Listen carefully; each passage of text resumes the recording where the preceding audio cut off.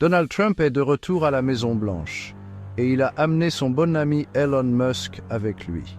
Musk, le magnate milliardaire de la tech à la tête de Tesla et SpaceX, a soutenu la candidature de Trump à la présidence, non seulement avec des dollars, mais aussi avec le mégaphone qu'est X, anciennement connu sous le nom de Twitter. Trump a promis de faire de Musk le ministre de l'efficacité gouvernementale. Cette nouvelle alliance fait grand bruit de l'autre côté de l'Atlantique.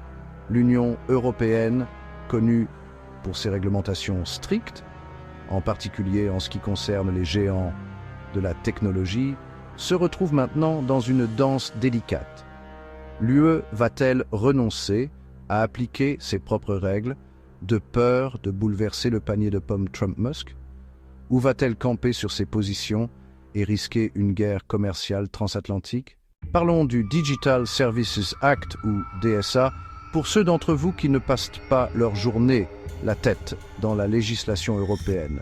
Le DSA comporte toute une liste de règles pour les plateformes en ligne, comme X couvrant tout, de la transparence dans la publicité à la confidentialité des données. L'UE a déjà accusé X de plusieurs violations, notamment d'avoir induit les utilisateurs en erreur au sujet de ces fameux badges bleus et de ne pas avoir été suffisamment transparent sur ses pratiques publicitaires. L'UE a le pouvoir d'infliger à Musk une lourde amende, pouvant atteindre 6% du chiffre d'affaires annuel mondial de ces entreprises.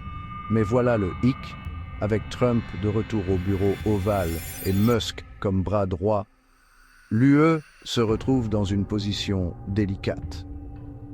Doit-elle appliquer ses propres règles et risquer la colère d'un Trump vengeur, connu pour piquer une crise ou deux, surtout en matière de commerce? L'UE doit trouver un équilibre entre l'application de ses propres réglementations et le maintien de bonnes relations avec les États-Unis.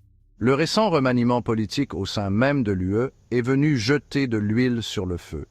Thierry Breton, le commissaire européen au marché intérieur, et l'homme qui menait la charge contre X, a soudainement démissionné en septembre. La démission de Breton était pour le moins inattendue et en a laissé plus d'un à s'interroger sur son timing. La remplaçante de Breton, Henna Virkkunen, semble chanter une mélodie différente. Sans aller jusqu'à dire ouvertement « Musk, fais ce que tu veux », elle a souligné l'importance d'une relation solide avec les États-Unis. Il est clair que la nouvelle direction de l'UE se concentre davantage sur les relations transatlantiques. Le vice-président de Trump, J.D. Vance, a décidé d'apporter sa contribution en rappelant utilement que les États-Unis pourraient non bien reconsidérer leur soutien à l'OTAN si l'UE s'en prenait à Musk. Apparemment, punir un milliardaire de la tech pour avoir potentiellement enfreint les règles est désormais une raison suffisante pour se retirer d'une alliance militaire vieille de plusieurs décennies. Alors, que faut-il comprendre de tout cela? Eh bien, l'UE est coincée entre le marteau et l'enclume. Elle peut soit appliquer ses propres lois et risquer une guerre commerciale transatlantique et une crise potentielle de l'OTAN, soit faire marche arrière et paraître faible sur la scène mondiale. Les experts sont divisés sur l'issue de cette situation. Certains pensent que l'UE finira par céder, choisissant de donner la priorité aux relations transatlantiques plutôt qu'à l'application des réglementations. D'autres pensent que l'UE fera preuve de fermeté, arguant qu'un recul créerait un dangereux précédent et nuirait à sa crédibilité en tant que puissance régulatrice. Une chose est sûre, la relation entre l'UE et les États-Unis est sur le point de devenir beaucoup plus compliquée.